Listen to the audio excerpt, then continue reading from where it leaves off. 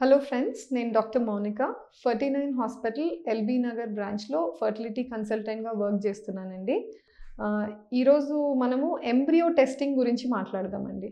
అంటే ఐవీఎఫ్ పద్ధతి, test tube baby పద్ధతిలో ఎంబ్రియో తయారు చేసుకున్న తర్వాత ఈ ఎంబ్రియోని టెస్టింగ్కి పంపించుకుంటారనమాట కొంతమంది కపుల్స్.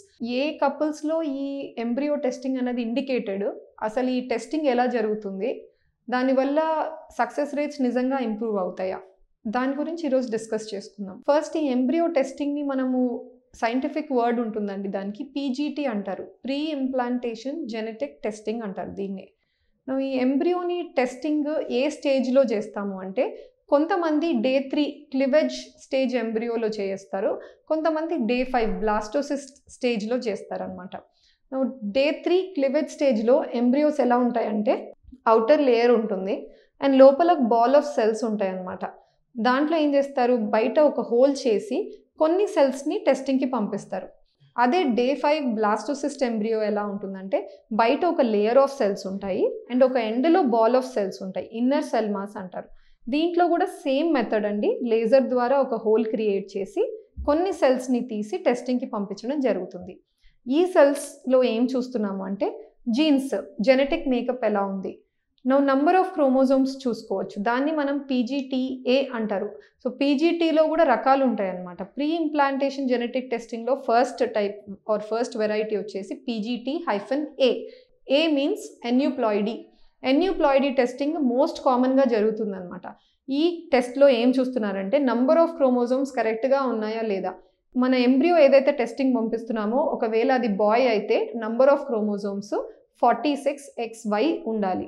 అదే ఒకవేళ గర్ల్ అయితే 46XX ఉండాలి మేకప్. దీనికి భిన్నంగా వేరుగా ఏమన్నా ఉందా, నంబర్ ఆఫ్ క్రోమోజోమ్స్ ఎక్స్ట్రా ఉండడం లేదా తక్కువ ఉండడం, అవుట్ సైడ్ ద నార్మల్ ఉందా అన్నది చూడడమే ఎన్యూప్లాయిడీ టెస్టింగ్ అంటారు. ఎక్కువగా ఈ టెస్టింగే జరుగుతుంది అనమాట. నెక్స్ట్ వెరైటీ వచ్చేసి పీజీటీఎం. పీజీటీఎం అంటే మోనోజెనిక్ డిసార్డర్స్ అండి. ఇవి తక్కువగా జరుగుతాయి. ప్రీవియస్ ప్రెగ్నెన్సీలో ఏదైనా ప్రాబ్లంతో బేబీ పుట్టడం, లేదా ఏదైనా అబ్నార్మాలిటీ వాళ్ళకు ఫ్యామిలీలో రన్ అవుతుంది. ఇలాంటి కేసెస్లో ఏం చేస్తారంటే, ఎంటైర్ జీనోమ్, ఎంటైర్ జెనెటిక్ మెటీరియల్ని చదవడము impossible and present day technology is not still up to that level అనమాట. ప్రస్తుతానికి ఏం చేస్తామంటే, అన్ని జీన్స్ చదవలేం కాబట్టి ఫ్యామిలీలో ఏదైతే ప్రాబ్లం రన్ అవుతుందో ఆ పర్టిక్యులర్ ప్రాబ్లంకి మార్కర్ తయారు చేసుకొని అదే మ్యాచింగ్ ఈ ఎంబ్రియోలో కూడా ఉందా అన్నది కొన్ని టెక్నిక్స్ ఉంటాయి. ఫ్లోరెసెంట్ ఇన్సిటు హైబ్రిడైజేషన్ అని, కంపారిటివ్ జీనోమిక్ అరే అని, అట్లా టెస్ట్ ద్వారా వాళ్ళు చూసి ఈ బేబీలో కూడా ఆ ఎంబ్రియోలో ఏదైనా సేమ్ ప్రాబ్లం ఉంది అంటే ఆ ఎంబ్రియోని డిస్కార్డ్ చేసుకొని నార్మల్ ఉన్న ఎంబ్రియోనే ట్రాన్స్ఫర్ చేసుకుంటారనమాట. దాన్ని పీజీటీఎం అంటారు. లాస్ట్ వచ్చేసి PGTSR. SR means structural rearrangements. క్రోమోజోమ్లో ఒక ఆర్డర్ ఆఫ్ జీన్స్ ఉంటాయి, దాంట్లో ఏమన్నా వేరుగా ఉందా, పీ అండ్ క్యూ అని ఆర్మ్స్ ఉంటాయండి ఎవ్రీ క్రోమోజోమ్కి. దాంట్లో ఏమన్నా ఇన్వర్స్ అరేంజ్మెంట్స్ ఏమన్నా ఉంటే దాన్ని గుర్తిస్తారనమాట ఎంబ్రియోలో ఉండడం. ఈ 3 varieties PGTA, PGT-M, పీజీటీఎస్ఆర్. So 3 types of testing అనమాట ఫర్ ఎంబ్రియో. అది ఏ కపుల్కి ఏది సూటబుల్ అన్నది మీ క్లినిషియన్ డిసైడ్ చేస్తారు. డిసైడ్ చేసి ఆ ఇండికేషన్ ఎందుకు అవసరం కపుల్కి అని అంతా స్టేట్ చేస్తే టెస్టింగ్ అన్నది జరుగుతుంది. ఎవరికి ఇండికేటెడ్ ఈ పీజీటీ టెస్టింగ్? అందరికీ కాదు. కపుల్స్ ఎవరిలో అయితే లేడీ ఏజ్ 35 ఇయర్స్ కంటే ఎక్కువ ఉందో వాళ్ళకు ఓల్డర్ ఎగ్స్ ఉంటాయి కాబట్టి, జీన్స్ అబ్నార్మల్ ఉండే ఛాన్సెస్ ఎక్కువ ఉంటాయి కాబట్టి వీళ్ళకి ఇండికేటెడ్ ఉంటుంది. సెకండ్, ఎవరిలో అయితే రిపీటెడ్గా అబార్షన్స్, మిస్క్యారేజెస్ అవుతున్నాయో వాళ్ళకి ఇండికేటెడ్. థర్డ్ వచ్చేసి రికరెంట్ ఇంప్లాంటేషన్ ఫెయిల్యూర్. ఐవీఎఫ్ పద్ధతి ద్వారా మంచి గ్రేడ్ ఎంబ్రియోస్ తయారైనా కూడా more than 3 times transfers fail అయ్యాయో వాళ్ళలో కూడా ఇది ఆఫర్ చేయడం జరుగుతుంది. లేదా ఫ్యామిలీ ప్రాబ్లం రన్ అవుతుంది, అబ్నార్మాలిటీ, ఏదో జెనెటిక్ అబ్నార్మాలిటీ ఎన్నో జనరేషన్స్గా ఫ్యామిలీలో రన్ అవుతుందంటే వాళ్ళకి భయం ఉంటుంది, మళ్ళీ నెక్స్ట్ టైం వెళ్ళినప్పుడు కూడా మన కిడ్లో ఏమన్నా ఆ ప్రాబ్లం వస్తుందా అనుకుంటే అది గ్రేట్గా లెవెల్స్లో తగ్గించడానికి ఈ పీజీటీ టెస్టింగ్ వెళ్ళచ్చు. సేమ్ టైం పీజీటీకి అడ్వాంటేజెసే కాదండి, డిసడ్వాంటేజెస్ కూడా ఉంటాయి. డిసడ్వాంటేజెస్ ఏంటి అంటే, ఎంబ్రియోని మనము లేజర్ ద్వారా ఒక హోల్ క్రియేట్ చేసి సెల్స్ తీస్తున్నాము, అంత స్ట్రెస్ని ఎంబ్రియో తట్టుకోగలదా లేదా.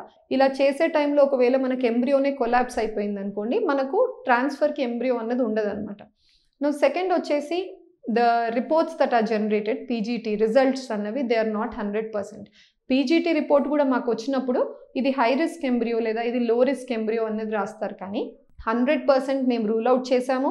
ఈ ఎంబ్రియో మీరు ట్రాన్స్ఫర్ చేసుకుంటే ఖచ్చితంగా సక్సెస్ రేట్ ఉంటుంది అండ్ ఫ్యూచర్లో డెఫినెట్గా బేబీలో ఎటువంటి ప్రాబ్లం ఉండదు అన్నది వాళ్ళు గ్యారంటీ స్టేట్ చేయలేరు అనమాట. So it is not 100% thing. So ఈ డిసడ్వాంటేజెస్ కూడా మనం మైండ్లో పెట్టుకోవాలి. అట్లని మనం పీజీటీ కంప్లీట్గా అవాయిడ్ చేయాలి అని కూడా లేదండి. ప్రతిదానికి కూడా అడ్వాంటేజెస్, డిసడ్వాంటేజెస్, ప్రోస్, కాన్స్ అన్నిటికీ ఉంటాయి. మనం we have to weigh both of them అనమాట. ఈ కపుల్కి అడ్వాంటేజెసే ఎక్కువ మోర్ దెన్ ద డిసడ్వాంటేజెస్ అంటే we have to go ahead with the PGT. అందుకనే ఒక కపుల్ హిస్టరీ, వాళ్ళ ట్రీట్మెంట్స్, వాళ్ళ ఎంటైర్ ప్రొఫైల్ ఏంటి అన్నది డాక్టర్ చూసి డిస్కస్ చేసుకొని ఆ కంబైన్డ్ డెసిషన్తో వచ్చేదే ఎంబ్రియో టెస్టింగ్ అనమాట, ఫైనల్గా వచ్చేది.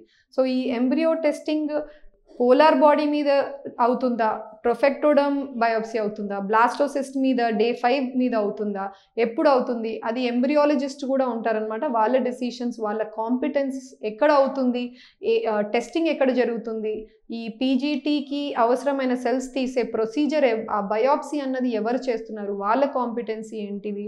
సో ఈ పీజీటీ సక్సెస్ అవ్వాలి అంటే every person's role is very important. Thank you.